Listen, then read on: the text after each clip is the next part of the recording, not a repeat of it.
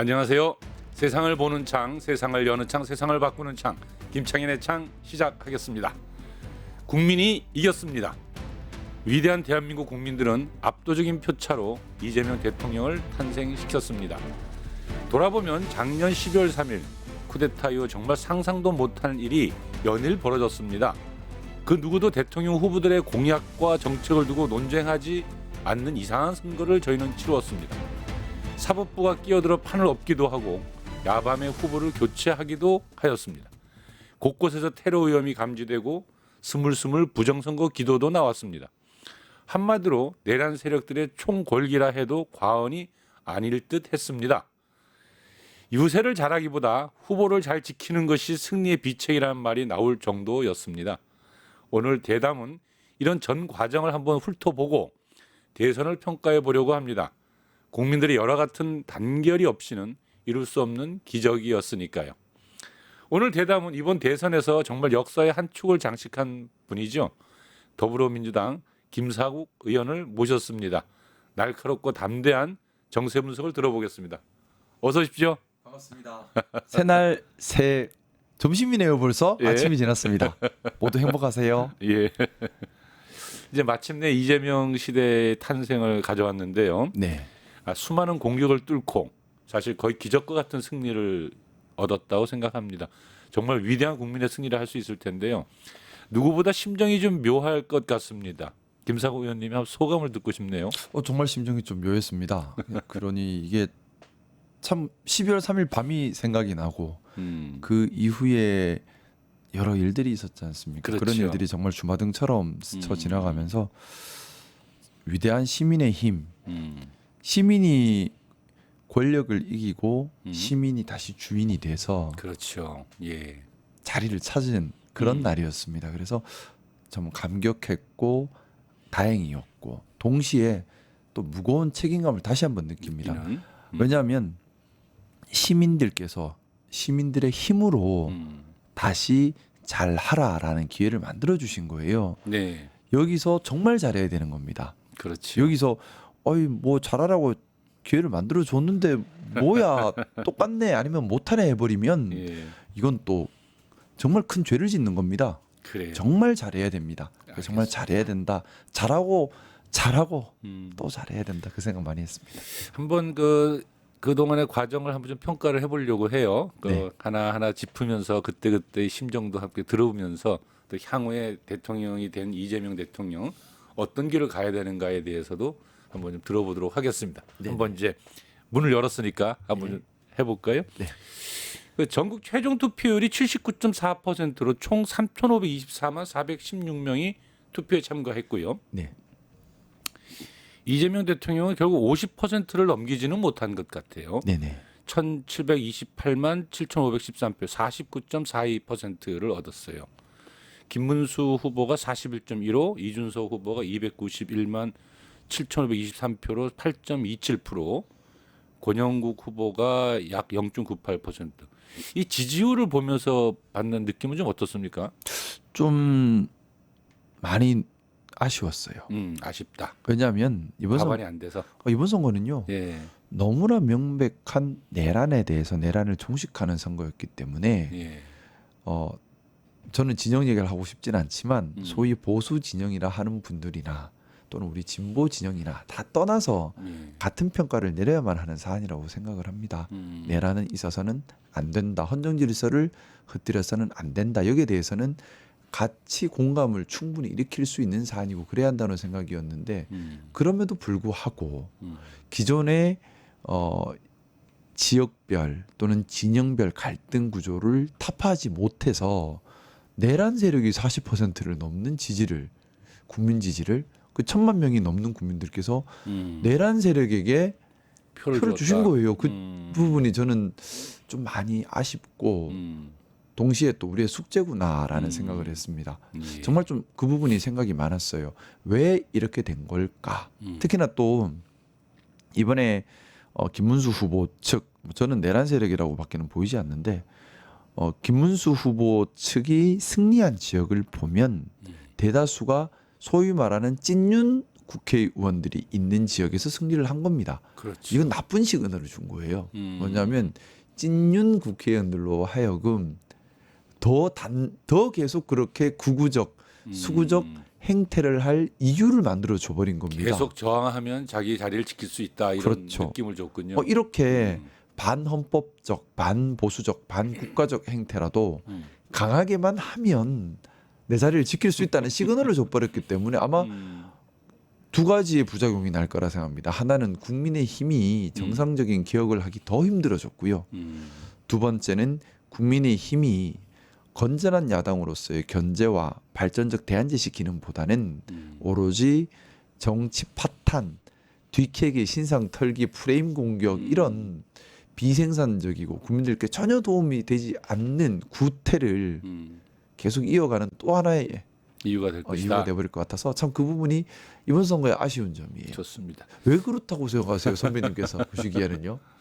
그 제가 볼 때는 그러니까 내란 세력을 종식한다라고 하는 그 프레임이 전체적으로 전 국민이 흐름을 형성한 건 사실이지만 또 그들의 지켜내겠다고 하는 특히나 또 지역 감정도 발동되고 또 이재명만은 안 된다라고 하는 자신들이 만든 프레임도 적지 않게 작동을 했다라고 봐야 될 것 같아요.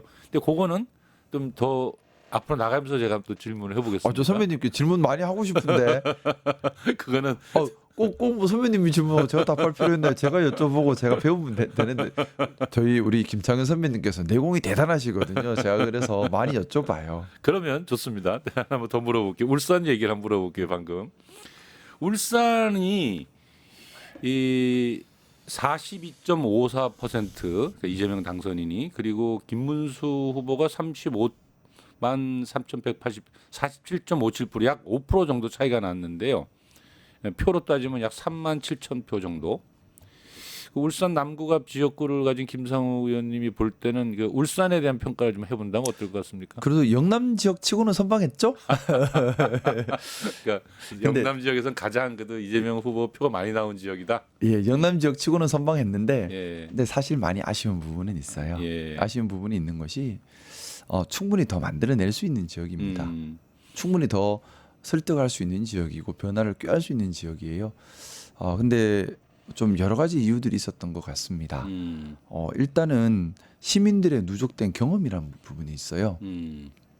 시민들 입장에서는 이번 내란 사태도 중요하지만 민주당을 선택하기 위한 이유 부분도 중요하거든요. 근데 민주당을 그렇죠. 선택하려면 민주당에 대한 신뢰감을 지역 정치에서 신뢰감이 있어야 합니다. 중앙에서 아무리 잘한들 지역 정치에서 신뢰감을 얻지 못하면 표로 연결되기 힘듭니다. 그런데 좀 불행히도 울산 같은 경우는 울산 시민들 입장에서 울산 지역 민주당에 대한 신뢰도가 제가 보기에는 높지 않아요. 그게 분명히 표에 악영향을 주지 않았을까.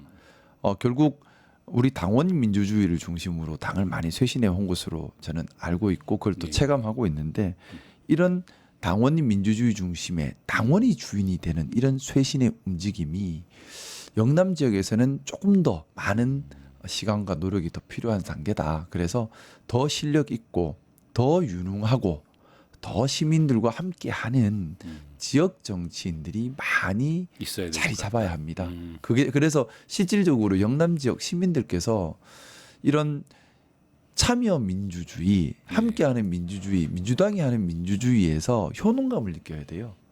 효능감을 느끼면 당연히 민주당에 대해서 호의적으로 바뀌고요. 이런 큰 선거에서도 거부감이 덜 들게 됩니다. 알겠습니다. 네.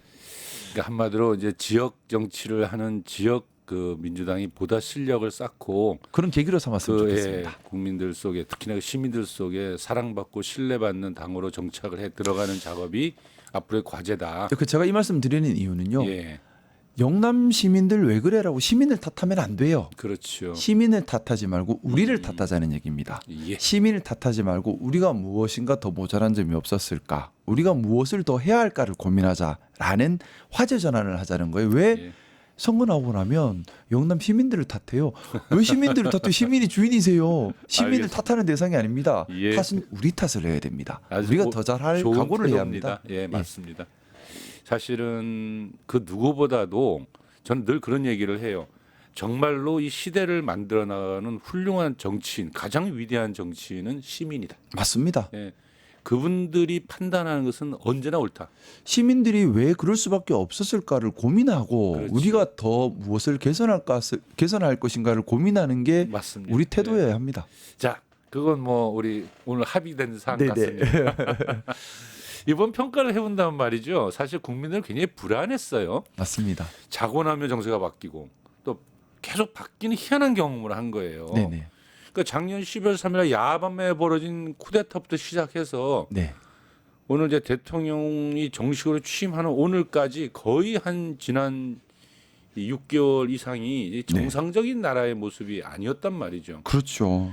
그러니까 내란 세력들은 정말 극렬하게 저항을 했고요. 네. 그 대선 과정을 보면 네. 몇 가지 변곡점들이 있는데 네. 자 가장 기억에 남는 장면 하나만 꼽는다면 뭐가 있을까요? 너무너무 너무 많아가지고 많겠지만 하나만 정말 많은 꼽는다면. 변곡점이 있었는데 예. 제 기준에서 제일 큰 변곡점은 예. 12월 14일이었습니다. 아, 12월 14일. 왜냐하면 예.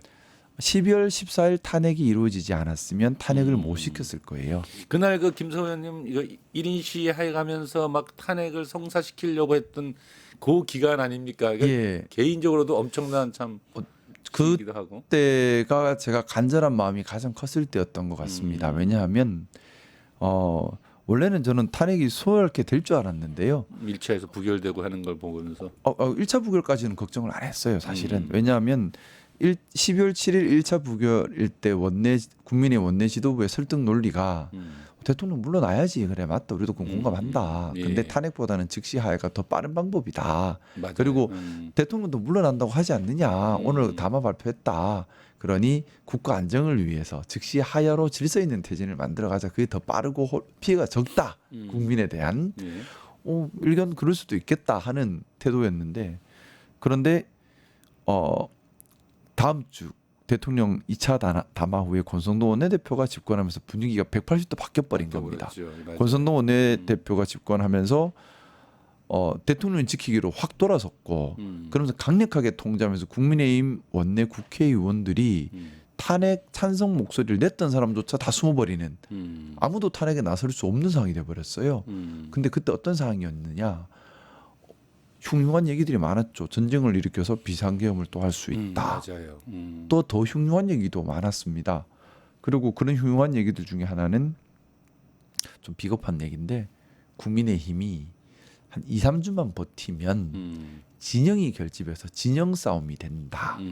진영 싸움이 우리 1월 달에 경험을 했잖아요. 그랬죠. 근데 예. 그거보다 더 치열한 진영 싸움이 그때는 생겼겠죠. 탄핵 안 됐다면. 그렇죠. 그래서 진영 싸움이 되면 탄핵을 막을 수 있다. 근데 이 생각이 정말 위험한 생각이 뭐냐 하면 비상계엄을 한 대통령이 탄핵되지 않은 상태에서 진영 싸움이 되면 유혈 사태로 갈 수밖에 없겠죠. 그렇죠. 그럼 소요 사태가 생깁니다.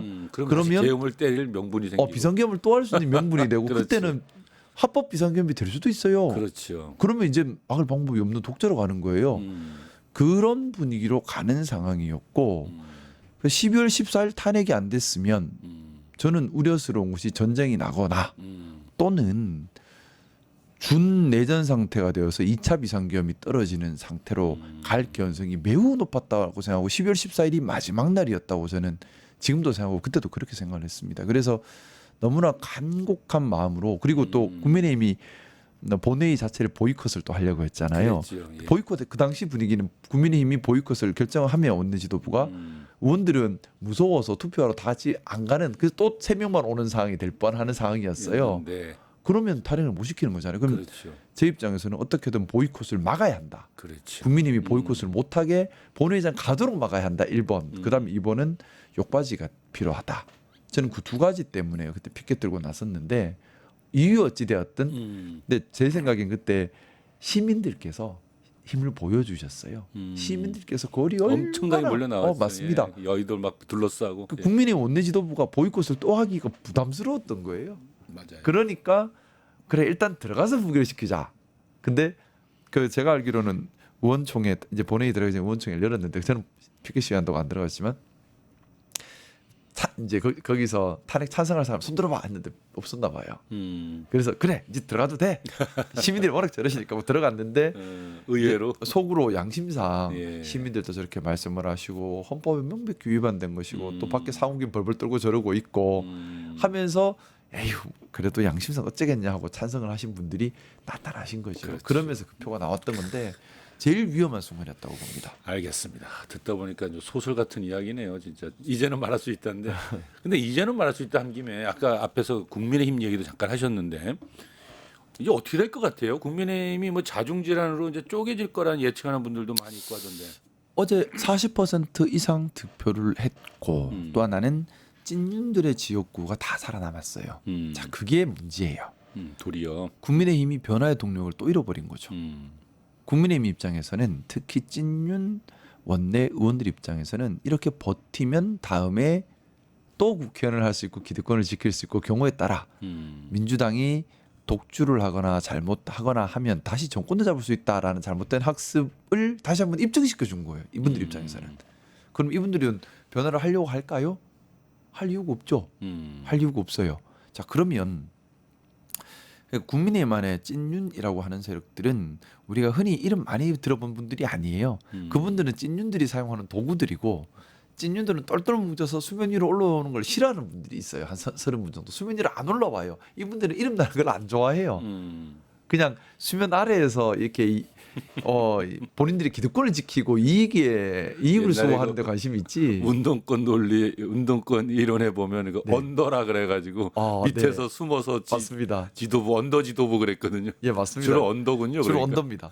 그리고 우리가 흔히 이름 많이 들어보는 뭐 분들은 보면 혼자 움직이는 분들 있죠. 새가 없이 혼자 움직이거든요. 이분들은 찐윤들이 쓰는 도구들이에요. 찐윤의 도구라고 저는 부르는데 도구들은 도구에 불과하죠. 진짜 찐윤들. 근데 이 진짜 찐윤들의 지역구가 어제 김문수 후보가 대부분 이긴 지역구들이에요. 주로 영남권에 있고. 영남, 강원 이렇죠. 근데 문제는 거기서 시작되는 겁니다. 이 찐윤들의 단결력은 더 공고해질 것이고 보여지고 기득권 수호 의지도 더 강력해졌습니다. 자신들의 지역구를 지키겠다는 것도 또한 훨씬 더 크게 작동을 하겠네요. 실제로 지킨 거죠. 예. 그만큼 지역의 장악력이 높다는 것도 또 보인 것이고요. 자 그러면 당의 쇄신파가 목소리를 낼 공간이 더 좁아졌죠.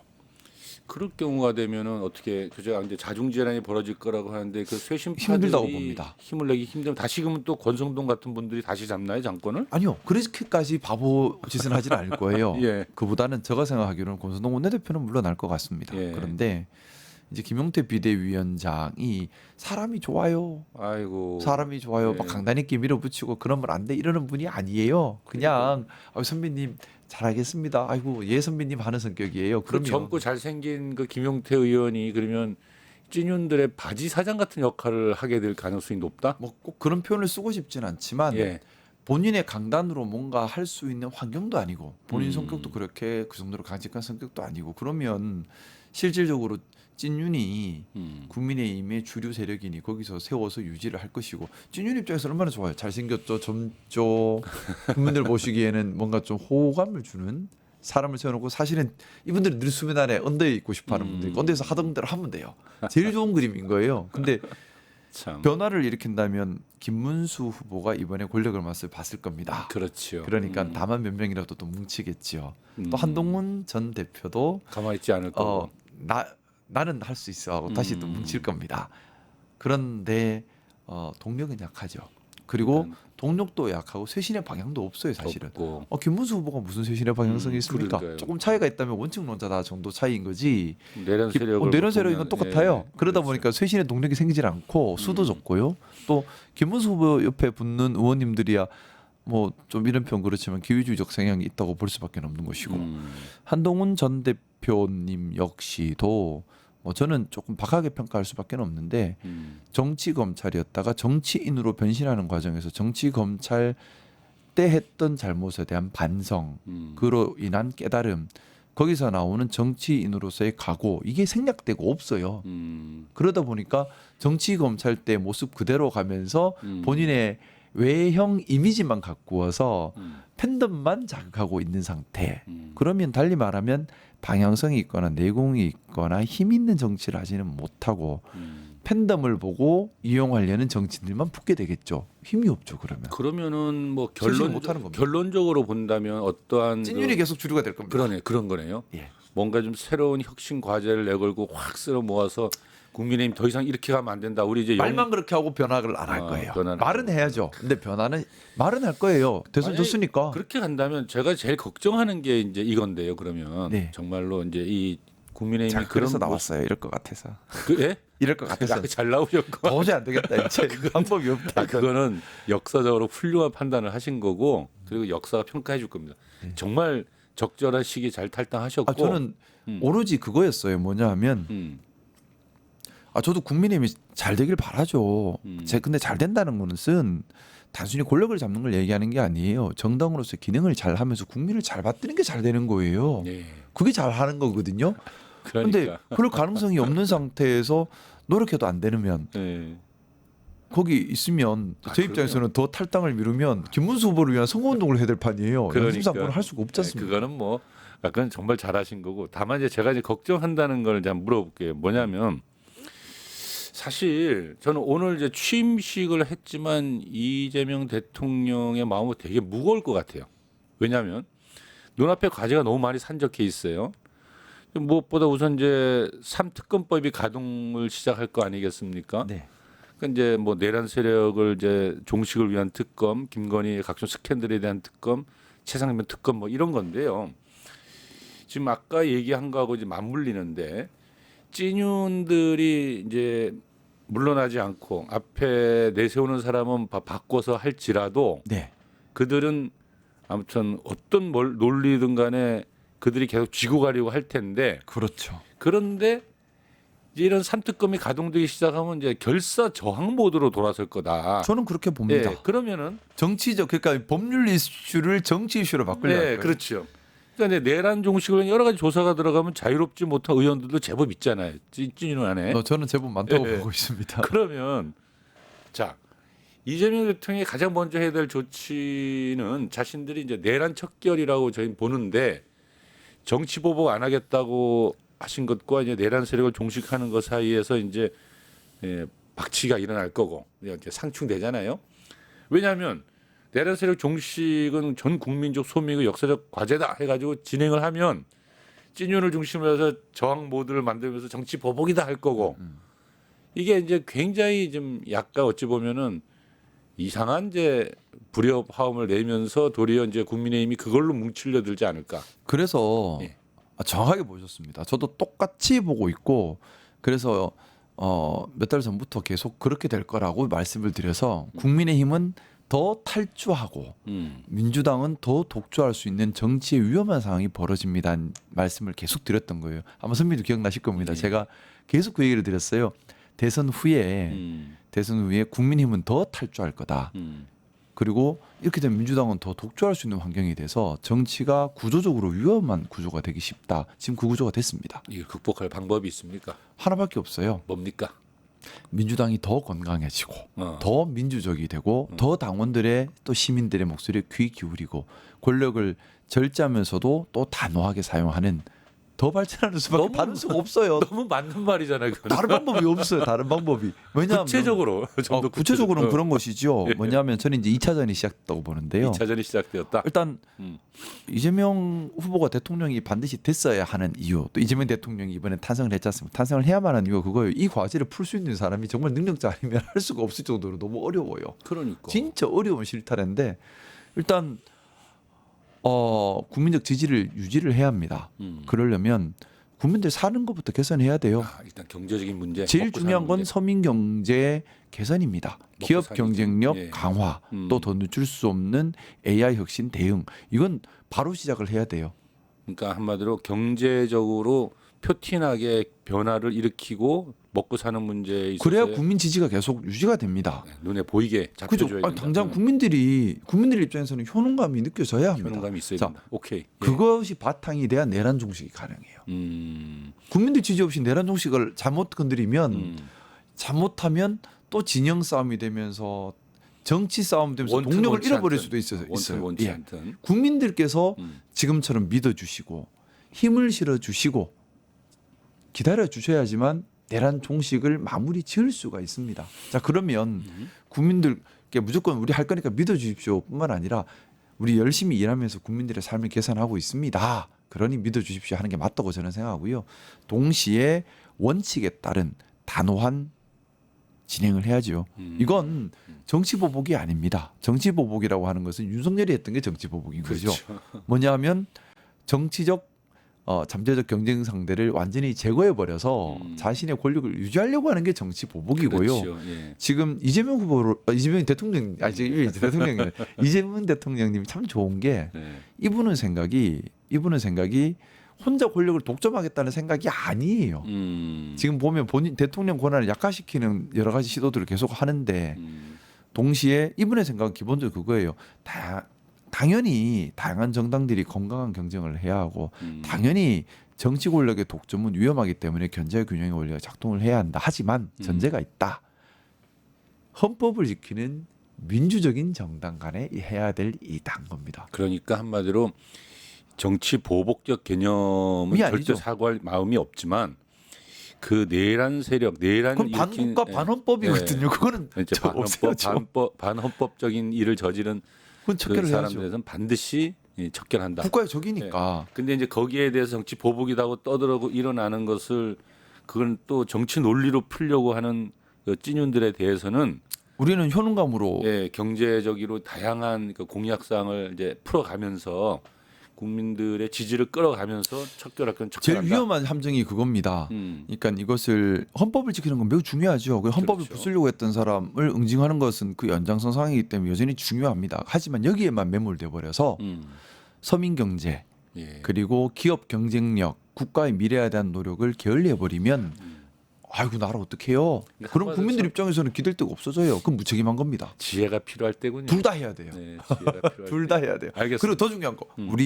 우리 민주당이 더 건강해지고 더 민주적이어야 하고요. 그래서 좋습니다. 다양한 목소리들을 인정을 해야 합니다. 그렇다면 자 이재명 대통령은 인수위가 없어요. 맞습니다. 바로 임기가 오늘부터 시작돼 버렸잖아요. 네. 그러니까 차분하게 뭔가 그림을 그릴 수가 없는데 그렇다면 이제 아까 이제 경제 이야기를 하셨는데 신임 대통령이 시급하게 진행해야 될 개혁 조치는 그러면 무엇일까? 지금 경제가 심각한데 어떤 조치를 가장 빠르게 해야 되느냐 지금? 당장 시장에 돈이 돌게 해야 돼요. 시장에 돈이 들게 해야 된다. 당장 지금 우리가 여유 있는 얘기를 할 수가 없어요. 일단 푼다. 돈을 풀어야 그렇죠. 지금 시장에 돈을 돌아야 돼요. 이게 1번입니다. 지금 당장 돈이 너무 안 돌아요. 자영업하는 사람들은 오늘 내일 기억을 못 합니다. 지금. 그럼 추경하면 그거는 뭐 국민의힘에서 반대 많을 거 아니고 자기들 하자고 했으니까. 그거는 반대하더라도 밀어야죠. 그거는 빨리 진행을 해야 된다고 생각하고요. 일단 시민들 먹고 사는 문제 당장 오늘 아니 국가가 왜 있는데요? 그렇죠. 국가를 위해 시민이 있는 게 아니에요. 시민을 위해서 국가가 있는 거예요. 그렇죠. 이게 제일 먼저고요. 시급하다. 두 번째는 원칙을 제대로 정립하고 지켜가는 겁니다. 왜냐하면 대한민국이 공정사회의 공정 경쟁의 원칙이 무너져 버렸습니다.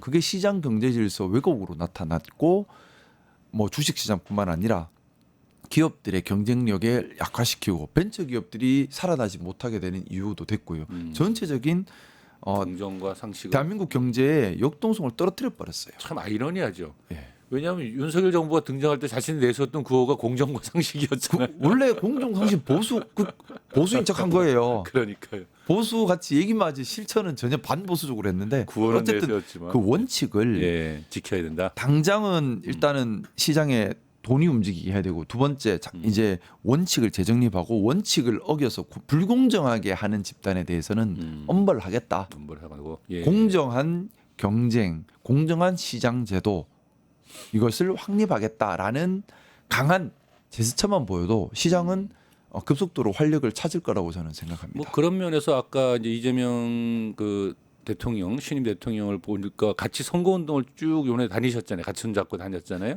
다른 수 있는 데까지는 다른데 저 뭐 개인적으로도 움직이고 이제 막 열심히 움직였는데 그 말씀을 많이 들었어요. 옆에서 많이 또 볼 기회도 있었을 거고. 그런데 그렇게 봤을 때 어떤 게 가장 강점 같아요? 아까 권력을 나눠주려 하는 것 같다 이런 느낌을 제가 볼 때 이재명 대통령의 가장 큰 강점은 제가 좀 평소에 예전에 법무법인 운영할 때 직원들한테 자주 했던 말인데 상처받았다고 거기에 상처 따까리가 앉으면 안 된다. 따까리. 아니, 자, 따까리의 그러니까 원래의 표현은 뭘까요? 표준어를 몰라요. 근데 사람이 좀 공격을 많이 받으면 네. 단단한 방어 기제가 작동을 해버릴 수 그렇죠. 있어요. 예. 근데 그게 자기를 보호할지는 모르겠으나 예. 더 이상 성장하지 못하게 막아버리는 외피도 됩니다. 그렇죠. 그래서 저는 저 스스로도 상처받더라도 그 상처받은 걸 정말 상처의 흉터로 남아서 내 몸을 지키는 방패로 삼아서는 안 된다. 상처를 받을수록 더 유연해져야 된다는 생각을 의식적으로 많이 하는데 이재명 대통령의 가장 큰 장점이 그거예요. 뭐냐면 본인이 정말 공격을 많이 받은 분이에요. 상처를 많이 받았는데. 상처 정말 많은 분이거든요. 네. 근데 상처를 상처로 인식하는 게 아니라 그걸 유연함의 이유로 삼으시더라고요. 그래서 대통합을 얘기하는 겁니다. 상처를 통합으로. 잠깐만 저기 화면에 네. 지금 이렇게 춤추는 장면이 나오고 있는데 원래 춤 잘 추세요? 권민정 의원보다 훨씬 나은 것 같긴 한데. 잘 추면 저렇게 추겠습니까? 부끄럽습니다. 선배님 같이 춤 배우러 가시죠. 그래요. 근데 저는 그래서 저는 그게 정말 중요하다고 생각해요. 지도자가 뭐냐면 지도자의 가장 큰 약점은 갇혀버리는 겁니다. 갇히는 거. 생각의 틀에 갇히고 사람의 틀에 갇히고 자신의 경험의 틀에 갇혀버리면 그 길만이 맞다고 생각을 하고 그렇죠. 결국에는 사실은 그게 고집이 돼요. 이재명 대통령은 근데 그런 게 사실 없는 그럴 것 같아요. 가능성이 많은 분이고 사실은 왜냐하면 환경적으로는 그래요. 누구보다도 아픈 과거, 아픈 어린 시절을 보냈고 또 정치하면서도 너무나도 많은 공격을 억울한 공격을 너무 많이 받고 당했죠. 상처를 입고 또 이 테러까지 당하고 하면서 여기까지 왔는데 그리고 그에게 씌워져 있는 그 부정적인 그 이미지 아주 그냥 프레임을 걸어놓고 정말 믿을 수 없는 나쁜 사람이라고 너무너무 오랜 기간 동안 공격을 받았잖아요. 근데 그런 것들이 아까 이제 얘기한 것처럼 방어 기제가 돼가지고 하나의 상처가 갑옷이 돼버리면 네. 성장을 막아버리게 그런데 되죠. 특히 지도자는 그건 제일 위험하거든요. 근데 그걸 그러지 뛰어넘었다라는 않는다는 거죠. 거잖아요. 뛰어넘었다는 거죠. 근데 뭐 이런 얘기하면 저보고 또 완전 이재명 대통령 빤히 뭐 이런 말씀하시는데 아니, 저는 뭐, 있는 대로 얘기하는 거예요. 네. 그리고 저는 분명히 말씀드리지만 이재명 대통령이 성공한 대통령으로 남게 하기 위한 노력을 할 겁니다. 그 노력에는 그럴 일은 없겠지만 이재명 대통령이 경우에 따라 국민의 이익에 반하는 생각과 방향성을 가진다면 저도 틀릴 수는 있겠지만 제 생각을 분명히 직언 드릴 것이고요. 또 성공한 대통령으로 남게 하기 위해서 필요한 모든 무조건 잘합니다 한다고 성공하는 건 아니거든요. 그렇죠.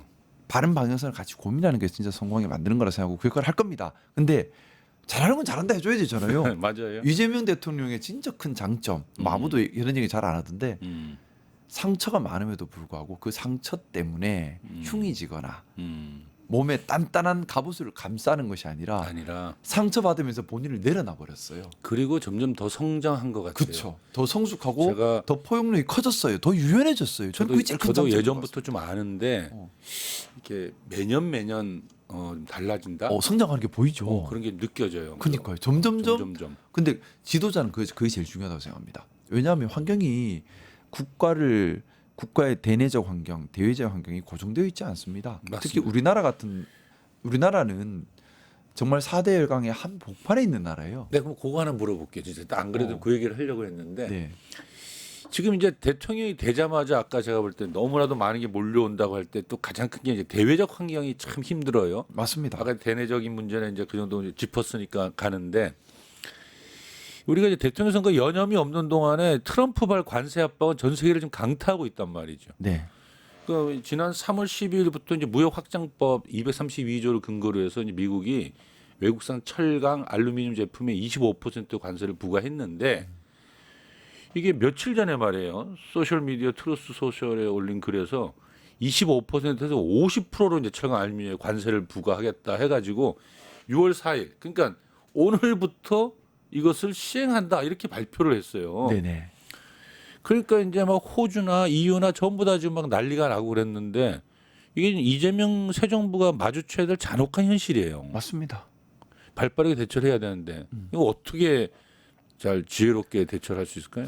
선배님 저한테 이 말이 어려운 걸 물으시면 제가 웃지 않습니까? 이거 진짜 어려운 문제고요. 네. 근데 지금 제가 좀 우스갯소리로 왜 저한테 그런 거 물으십니까 했는데 진짜 힘든 문제예요. 그러니까 답도 없어요. 제가 그래서 유연한 리더십이 필요하다는 얘기를 드린 겁니다. 이걸 답을 정해놓고 움직인다? 답이 없는데요. 처음부터 그러니까. 답이 없는 문제예요. 그러니까. 왜 답이 없느냐?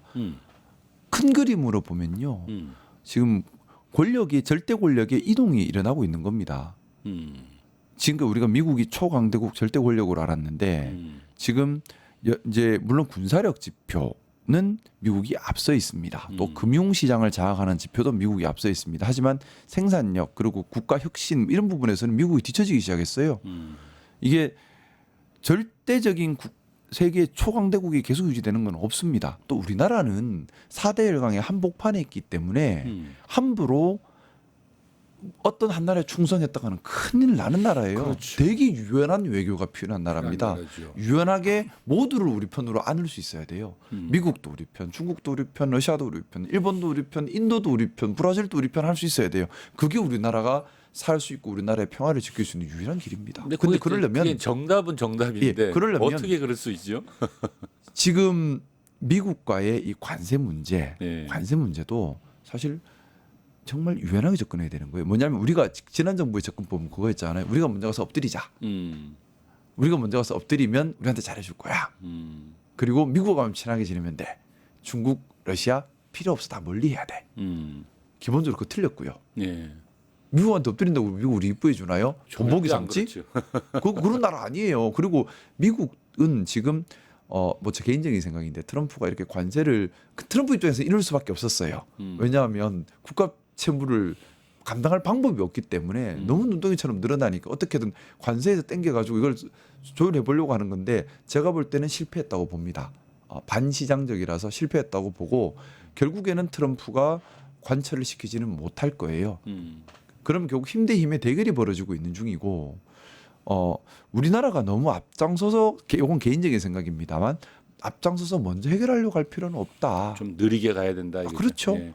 그리고 동시에 우리가 미국에 너무 의존하는 모습을 지금 보여서는 안 되면서 동시에 미국 손은 꼭 잡고 있어야 돼요. 그러면 우리는 어떻게 해야 되느냐? 미국과 관계를 강화하는 동시에 러시아의 관계도 강화하고 중국과의 관계도 강화해야 돼요. 그러니까 외교에 좀 더 집중을 해야 돼요. 각 분야의 중국과 관계 강화하면서 미국과 관계 강화하면 되죠. 왜 또 하나 손잡으면 하나 손놔야 되는 거 아니거든요. 근데 하나만 더 물어볼게. 근데 네. 이제 미국이 대중국 견제에 들어가 있잖아요. 네네. 우리가 대선 한참 하고 있을 때 그 피터 헤그세스 미국 국방장관이 네. 그 아시아 안보 대화 연설이라고 하는 걸 통해 가지고 네. 이런 이야기를 했어요. 뭘 했냐면 중국을 견제하는 것이 이제 미국의 최우선 과제다라고 그렇죠. 하면서 예. 그 인도 태평양 국가들의 국방비 지출을 획기적으로 늘려야 된다 이런 얘기도 했고요. 네네. 그러니까 우리 한국이 국방비도 늘려라 이거죠. 너 높여라. 그러면서 이런 말을 했어요. 안보는 미국에 의지하고 경제는 중국에 의지하는 이른바 안미 경중하지 마라 이런 얘기를 이 국방장관이 한 거예요. 한들 우리가 그 말을 안 따른들 미국인들 어떡하겠어요. 왜냐하면 미국 입장에서 우리나라 중요하거든요. 그렇죠. 근데 중요한 건 우리가 미국의 돌격대장이 되어서는 안 된다는 겁니다. 우리가 미국의 돌격대장이 되어서 최전선에서 대리전의 희생양이 되어서는 안 되는 거잖아요. 맞습니다. 미국 입장에서 우리가 한 번은 못 버립니다. 예. 우리도 미국에 대한 로비를 강화해야 돼요. 미국과의 관계도 더 강화해야 돼요. 하지만 그렇다고 미국이 시키는 대로 다 하라는 얘기는 아니라는 겁니다. 제 말씀은요. 그리고 미국의 입장에 맞으면서 우리 입장에 맞는 것이 있어요. 예를 들어 이런 겁니다. 우리가 북한과의 관계를 개선해서 북한에 철도를 놔서 러시아랑 철도를 연결해서 그 철도가 몽골로 들어가고 아이고. 그 철도가 중앙아시아를 거쳐서 유럽으로 연결되면 부산, 울산 지역은 세계적인 물류 허브 기지가 되고요. 당연히 그렇죠. 우리나라는 자원의 부족에서부터 해방이 되고요. 그렇죠. 뿐만 아니라 우리나라 상품이 훨씬 더 원가 경쟁력을 갖추고 중앙아시아, 러시아, 유럽까지 수출이 됩니다. 자, 근데 이게 미국한테 나쁜 그림일까요? 좋은 그림이에요. 왜? 러시아와 중국도 서로 견제하는 사이인데 그러면 이렇게 우리가 물류망, 경제망을 만들어 버리면 중국을 견제하는 기능을 하게 돼요. 그럼 미국 입장에서는 중국 견제니까 좋잖아요. 또 러시아도 대환영일 거예요. 왜? 러시아 입장에서 연해주를 중국에 뺏길까 봐 늘 전전긍긍하는데 네. 러시아에 철도가 지나고 경제가 활성화되고 한국과 러시아 사이 그런 경제 교류가 일어나면 러시아도 연해주를 중국에 뺏길 수 있다는 막연한 두려움에서 조금은 해방이 되니까 러시아도 조금 협조할 거라고요. 자 그러면 중국은 이걸 싫어할 것인가? 싫겠지만 싫어하는 티를 내기보다는 거기서 경제적 이득을 얻으려고 하겠죠. 이렇게 우리가 길을 찾을 수 있다는 겁니다. 근데 우리가 미국 아니면 안 돼요라고 해서 러시아랑도 안 놀아요, 나쁜 놈이에요 해버리는 순간에 이런 길이 없어져요. 이런 길이 없어지면 미국에 더 종속돼 버리죠. 알겠습니다. 그거는 뭐 그건 유연한 길을 찾아야 된다는 생각인 겁니다. 예, 이재명 대통령이 앞으로 걸어가야 될 네. 이 가장 밀려오는 미국발 관세 압박과 그리고 이 국제적인 외교 속에서의 우리의 균형 외교, 실리 외교로 갈 수 있는 유일한 길은 국익을 중심으로 우리의 유연함. 저는 제일 중요한 것이 유연함이다. 유연함이라고 생각합니다. 예, 알겠습니다. 우리가 광해군 그때 뭐 조선 때 외교 잘했다 하잖아요. 네. 되게 우리 지금 보면 얕게 했잖아. 네. 청나라하고도 잘 지내고 명나라하고도 잘 지내면서 군대도 보냈다 뺐다 하잖아요. 네, 맞습니다. 유연함이에요. 전략적 필요하다. 유연함. 네. 그걸 해내야 되고 저는 이재명 대통령께서 너무나 잘할 것 같습니다. 왜냐하면 본시 유연한 사람이에요. 알겠습니다. 아니 저는 뭐 굉장히 믿음이 크게 갖고 있습니다. 그 마지막 질문 하나만 하겠습니다. 이 기억하실 건데요. 이제 헌재가 결정이 늘어지면서 사실 굉장히 우리 불안해했잖아요. 네. 근데 이제 그 다음에 그때 소문이 뭐였냐면 이재명 대통령의 선거법 재판을 통해 동반 퇴진시킨다라는 게 목표가 있다. 뭐 이런 소문이 많았고요. 그때 윤석열과 이재명의 동반 퇴장. 그 다음에 조희대 대법원장이 또 희대 판결을 해가지고 우리 모두 분노를 했단 말입니다. 아니 뭐 한 달도 남지 않은 대선판에 갑자기 사법부가 이렇게 끼어들어가지고 판을 이렇게 깨놓느냐 이런 거였다는 거잖아요. 그래서 사법부 쿠데타다 막 그랬는데 이제 사법부에 대한 개혁 조치는 대선 기간 중에 논란이 되는 것을 좀 피하고 싶어가지고 사실은 얘기하지 마라 이렇게 막아놓은 거란 말이죠. 그때 법관 회의도 막 열리고 할 때. 근데 이제 우리 의원님은 사법부 개혁은 민주주의 회복과 맞물려야 한다고 이제 보는 시각을 갖고 계시잖아요. 네, 맞습니다. 여기에 관련된 좀 어찌 보면 소신을 얘기해 주시면 그게 이제 이재명 정부의 앞으로 가야 될 또 이제 사법부 개혁의 방향을 좀 말씀하는 것과 좀 맥을 같이 하지 않을까 싶어서. 제가 일단은 이제 우리 이재명 대통령이 지향하는 사법 개혁의 구체적 방향성에 대해서 제가 아직 잘 좀 구체적으로, 모자란 점은 있어요. 네. 그래서 좀 제 개인적인 생각의 네. 중심이 될 것 개인의 같다는 의견이다 생각을 먼저 생각하고. 말씀을 예. 올리고요. 저는 사법부가 개혁이 필요하다고 봅니다. 네. 왜냐하면 사법부도 권력입니다. 그렇죠. 권력은 어디서 나오나요? 견제받지 못한 권력은 안 된다라는 거죠. 근데 지금 저는 민주주의에 반대되는 말이 엘리트주의라는 생각을 가지고 있어요. 물론 전문 지식 필요합니다. 또 지자본이지요. 그 분야의 최고 전문가의 말을 우리가 받들고 따라야 해요. 근데 사법의 본질은 정의 추구입니다. 근데 그 정의라는 무엇인가라는 물음으로 다시 간다면 우리 국민들의 상식과 국민들의 합의에서 벗어나서는 안 되는 거예요. 그렇지 않습니까? 정의는 상대적인 겁니다. 근데 그게 국민들의 건강한 건전한 다수 국민들의 합의와 상식에서 벗어났다면 그건 이미 정의롭지 않아요. 그리고 그 절차와 과정도 소수 엘리트들이 독점하고 그들이 왜곡할 수 있다면 그것도 정의롭지 않아요. 근데 지금 우리나라 사법제도를 봤을 때는 소수 법조 엘리트에게 폐쇄적으로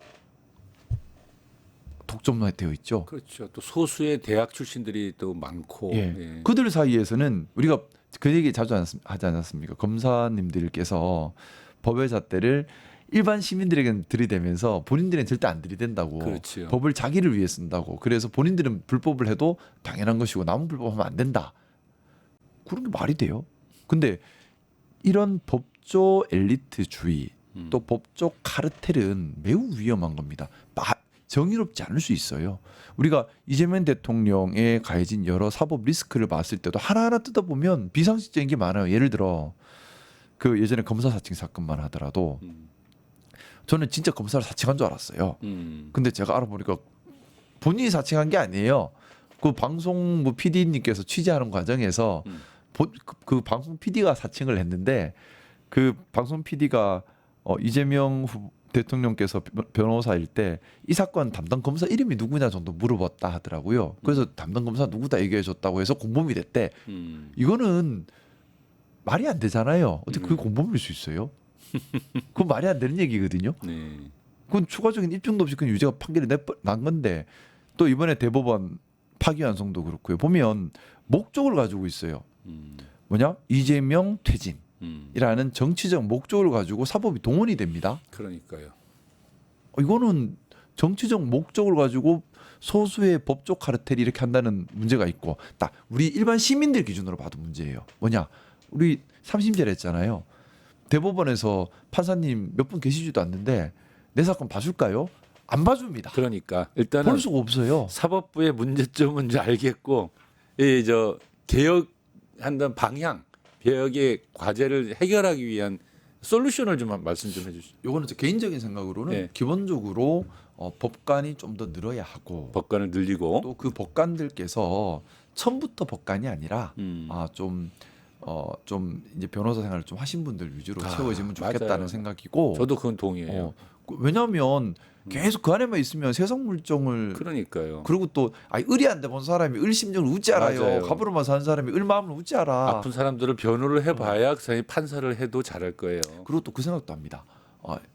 그냥 1심, 2심 이런 법정은 도리어 전문적인 법관들로 채워줘도 괜찮겠지만 채우고, 예. 대법원은 이거는 조금 위험한 발언일 수 있겠지만 아니요, 뭐 대법원은 개인적 소신이니까 굳이 법조인이 아니다 하더라도 사회적 명망과 판단력과 좋은 정확한 가치관을 가지고 있는 사람들이 같이 가주는 게 필요하다는 생각이 필요해요. 맞습니다. 왜냐하면 대법원에서 결정하는 것은요. 네. 법 해석이 사회의 가치관과 맞는지를 바꿔가는 곳이거든요. 그렇죠. 예. 이제 여기에 따라서 2심, 1심은 법 전문 기술로 절차적으로 진행하는 거예요. 그러면 대법원은 법 기술보다는 법 상식이 더 필요한 곳인 거예요. 알겠습니다. 근데 중요한 거는 그러면 일반인 중에 누구를 넣고 어떻게 그 사람을 선발할 것인가가 중요한 테마겠죠. 이건 연구를 해야겠죠. 그야말로 이제 공정과 이건 연구를 상식에 해야지. 의해서 잘 연구해야죠. 예, 정치적인 사람이 들어가면 안 되고 일단. 많은 국민들이 동의할 만한 일로 이제 가야 되겠죠. 네네. 알겠습니다. 대답을 마치려고 하는데요. 네.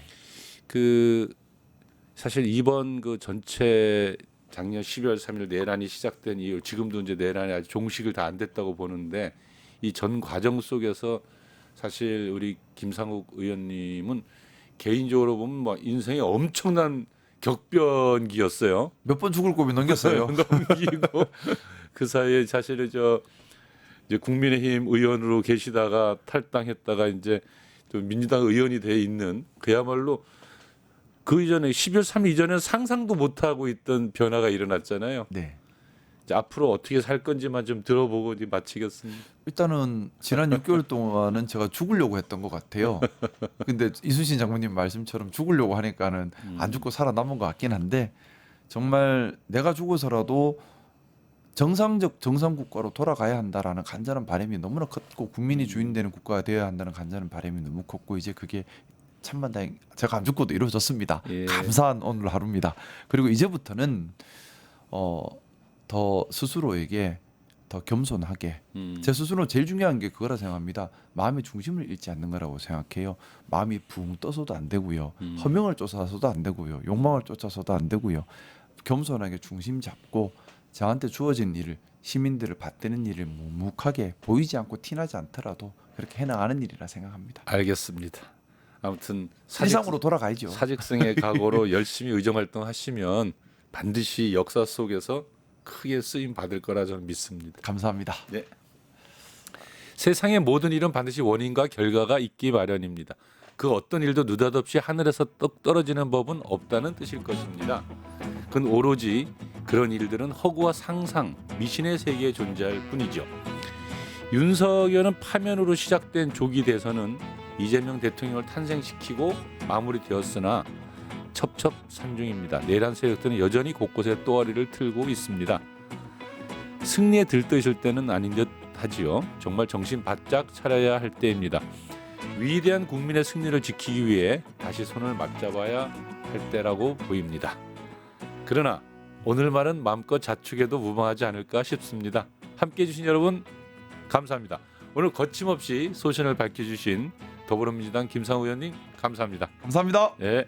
세상을 보는 창, 세상을 여는 창, 세상을 바꾸는 창 김창현의 창이었습니다.